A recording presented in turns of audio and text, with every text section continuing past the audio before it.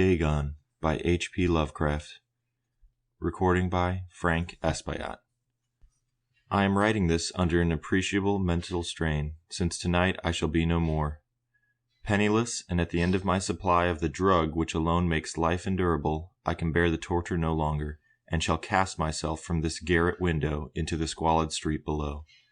Do not think, from my slavery to morphine, that I am a weakling or a degenerate.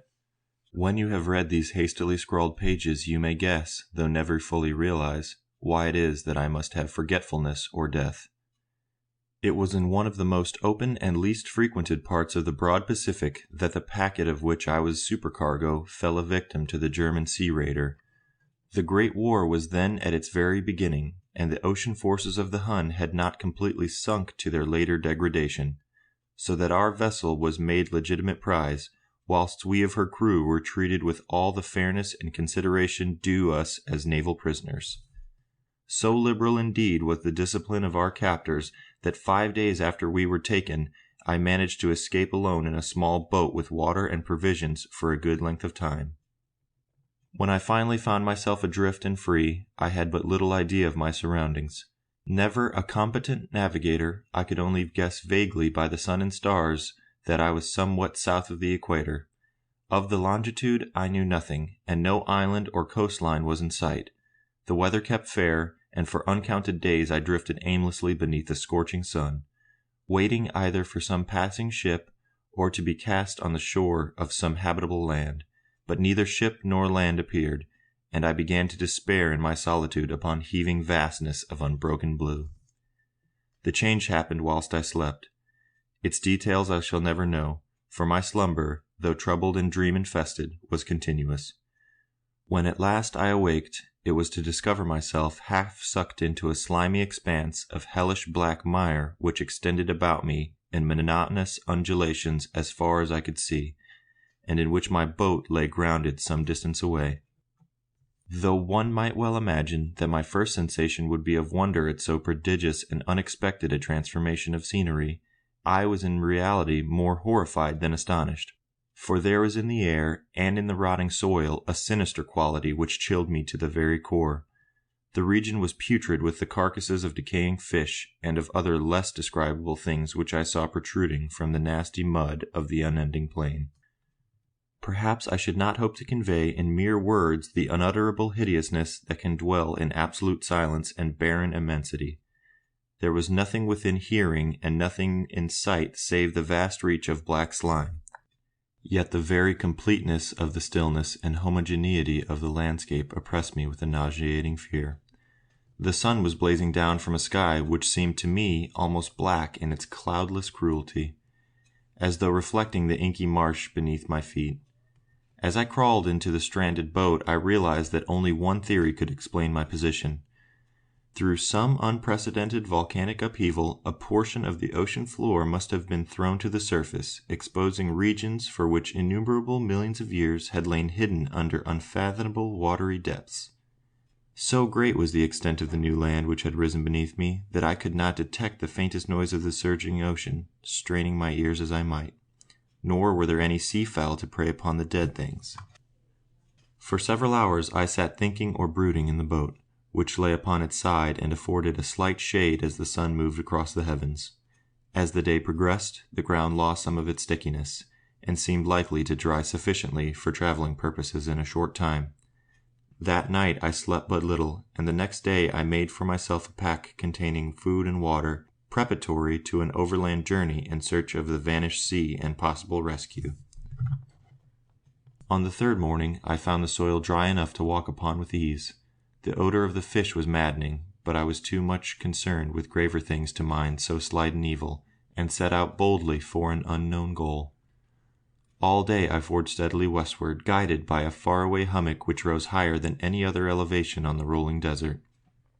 That night I encamped, and on the following day still travelled towards the hummock, though that object seemed scarcely nearer than when I had first espied it. By the fourth evening I attained the base of the mound, which turned out to be much higher than it appeared from a distance, an intervening valley setting it out in sharper relief from the general surface. Too weary to ascend, I slept in the shadow of the hill. I know not why my dreams were so wild that night, but ere in the waning and fantastically gibbous moon had risen far above the eastern plain, I was awake in a cold perspiration, determined to sleep no more. Such visions as I had experienced were too much for me to endure again, and in the glow of the moon I saw how unwise I had been to travel by day. Without the glare of the parching sun, my journey would have cost me less energy. Indeed, I now felt quite able to perform the ascent which had deterred me at sunset. Picking up my pack, I started for the crest of the eminence. I have said that the unbroken monotony of the rolling plain was a source of vague horror for me, but I think my horror was greater when I gained the summit of the mound and looked down the other side into an immeasurable pit or canyon, whose black recesses the moon had not yet soared high enough to illuminate. I felt myself on the edge of the world, peering over the rim into a fathomless chaos of eternal night. Through my terror ran curious reminiscences of Paradise Lost and of Satan's hideous climb through the unfashioned realms of darkness. As the moon climbed higher in the sky, I began to see that the slopes of the valley were not quite so perpendicular as I had imagined. Ledges and outcroppings of rock afforded fairly easy footholds for a descent, whilst after a drop of a few hundred feet, the declivity became very gradual. Urged on by an impulse which I cannot definitely analyze, I scrambled with difficulty down the rocks and stood on a gentler slope beneath, gazing into the Stygian deeps where no light had yet penetrated. All at once my attention was captured by a vast and singular object on the opposite slope, which rose steeply about 100 yards ahead of me. An object that gleamed whitely in the newly bestowed rays of the ascending moon. That it was merely a gigantic piece of stone, I soon assured myself, but I was conscious of a distinct impression that its color and position were not altogether the work of nature. A closer scrutiny filled me with sensations I cannot express, for despite its enormous magnitude, and its positions in an abyss which had yawned at the bottom of the sea since the world was young, I perceived beyond a doubt that the strange object was a well-shaped monolith, whose massive bulk had known the workmanship and perhaps the worship of living and thinking creatures. Dazed and frightened, yet not without a certain thrill of the scientist's or archaeologist's delight, I examined my surroundings more closely. The moon, now near the zenith, shone weirdly and vividly above the towering steeps that hemmed in the chasm, and revealed the fact that a far-flung body of water flowed at the bottom, winding out of sight in both directions, and almost lapping my feet as I stood on the slope. Across the chasm the wavelets washed the base of the cyclopean monolith, on whose surface I could now trace both inscriptions and crude sculptures. The writing was in a system of hieroglyphics unknown to me, and unlike anything I had ever seen in books, consisting for the most part of conventionalized aquatic symbols such as fishes, eels, octopi, crustaceans, mollusks, whales, and the like. Several characters obviously represented marine things which are unknown to the modern world, but whose decomposing forms I had observed on the ocean-risen plain. It was the pictorial carving, however, that did most to hold me spellbound. Plainly visible across the intervening water on the account of their enormous size were an array of bas-reliefs whose subjects would have excited the envy of Doré. I think that these things were supposed to depict men, at least a certain sort of men, though the creatures were shown disporting like fishes in waters of some marine grotto, or paying homage at some monolithic shrine which appeared to be under the waves as well. Of their faces and forms I dare not speak in detail, for mere remembrance makes me grow faint.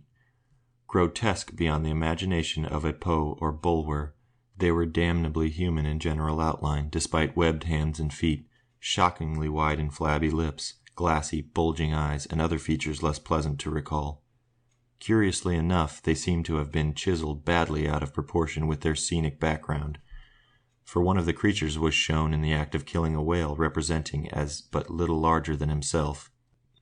I remarked, as I say, their grotesqueness and strange size, but in a moment decided that they were merely the imaginary gods of some primitive fishing or seafaring tribe. Some tribe whose last descendant had perished eras before the first ancestor of the Piltdown or Neanderthal man was born. Awestruck at this unexpected glimpse into a past beyond the conception of the most daring anthropologist, I stood musing while the moon cast queer reflections on the silent channel before me. Then I suddenly saw it. With only a slight churning to mark its rise to the surface, the thing slid into view above the dark waters. Vast, Polyphemus-like, and loathsome, it darted like a stupendous monster of nightmares to the monolith, about which it flung its gigantic scaly arms, the while it bowed its hideous head and gave vent to certain measured sounds. I think I went mad then. Of my frantic ascent of the slope and cliff, and of my delirious journey back to the stranded boat, I remember little. I believe I sang a great deal, and laughed oddly when I was unable to sing. I have indistinct recollections of a great storm some time after I reached the boat.